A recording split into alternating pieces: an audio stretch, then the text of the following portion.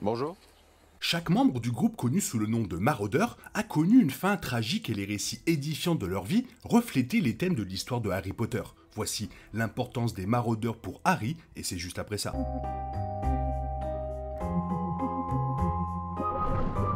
Revelio.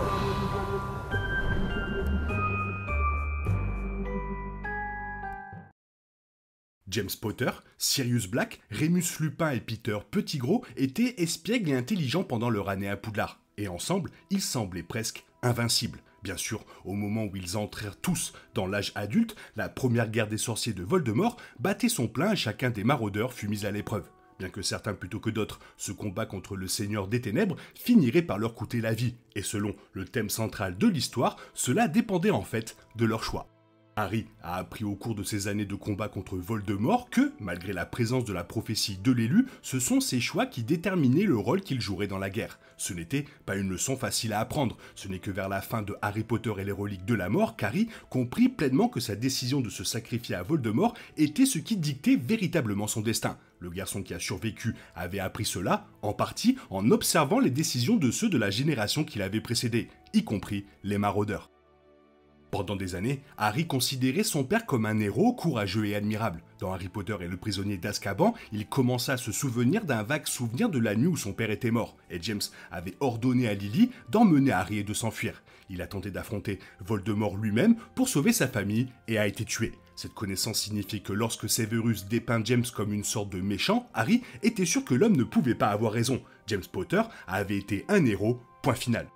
Bien entendu, une leçon importante de l'histoire est que même les héros ne sont pas parfaits. Cela se voit chez des personnages comme Albus Dumbledore et Severus, et bien sûr, James Potter. Le père de Harry avait effectivement été un héros, mais il était également vrai qu'il avait un côté sombre qui affectait négativement la vie de nombreuses personnes. C'est en partie à cause du mauvais comportement de James que Severus est devenu un mange-mort, ce qui, par extension, signifie que c'est la faute de James si Voldemort a découvert la prophétie de l'élu et a attaqué les Potter pour commencer. Bien que les films aient ignoré les détails, la mort de Sirius Black était le résultat direct des préjugés inconscients qu'il avait appris de sa famille. Dans Harry Potter et l'Ordre du Phénix, l'elfe de maison Créature a réussi à quitter le square Grimmauld et a raconté à Narcissa Bellatrix les liens étroits qui unissaient Harry avec son maître. Pour cette raison, Voldemort avait utilisé Sirius comme appât pour attirer Harry au département des mystères. De plus, quand Harry a vérifié au square pour confirmer que sa vision de Voldemort torturant Sirius était vraie, c'est Créature qui lui a dit que son parrain était parti, alors qu'en réalité, ce n'était pas le cas.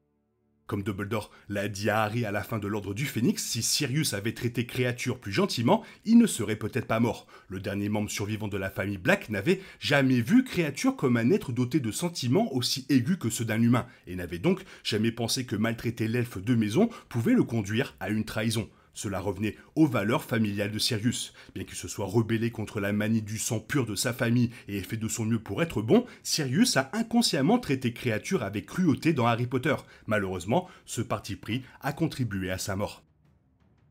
Rémus Lupin était le plus gentil des maraudeurs. Son principal péché durant ses années à Poudlard était de ne pas avoir été assez courageux pour tenir tête à ses amis et mettre fin à leur mauvais comportement. En réalité, le courage continuerait d'être un combat pour Lupin pour le reste de sa vie. Il n'avait aucun problème à tenir tête aux méchants. Il a rejoint l'Ordre du Phénix sans hésitation après avoir quitté Poudlard, et sa bravoure contre les créatures des ténèbres a fait de lui le meilleur professeur de défense contre les forces du mal qu'Harry ait jamais eu. C'est également Lupin qui a appris à Harry comment affronter ses peurs et lancer un Patronus. En effet, le travail d'un homme courageux.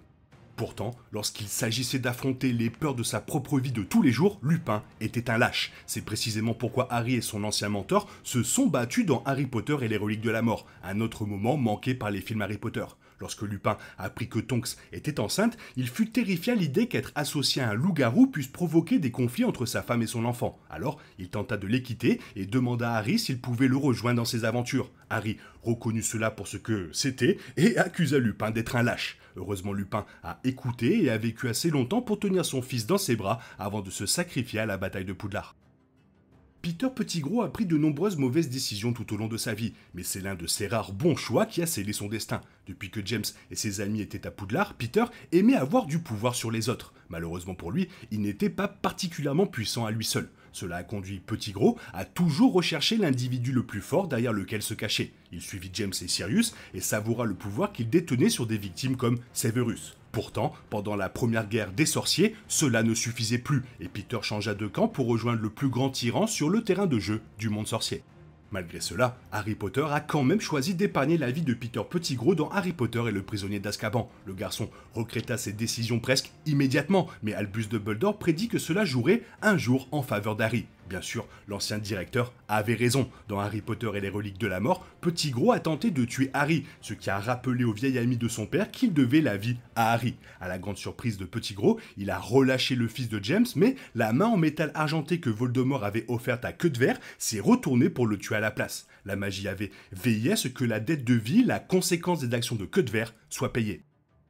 Dans l'ensemble, même si Peter Pettigrew était le plus ouvertement méchant des maraudeurs, aucun n'était parfait. Ils ont chacun pris des décisions qui ont eu un impact négatif sur leur entourage, et ils en ont payé le prix. Lunar, Queue de Verre, Patmol et Conodru étaient intelligents, forts et pleins de vie, mais cela ne les a pas empêchés de faire face aux conséquences de leurs actes. Heureusement, rien de tout cela n'a été inutile, la génération suivante, y compris Harry Potter, a appris de leurs exemples, et chacune de leurs morts tragiques a contribué à un monde sorcier meilleur.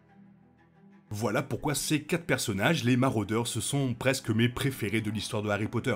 Toi, qu'est-ce que tu en penses? Fais-moi part de ton avis dans la zone commentaire, sinon il est temps pour toi de reprendre le cours normal de ta vie. Bien sûr, on se retrouve bientôt pour une nouvelle vidéo. Bisous bisous, bye bye.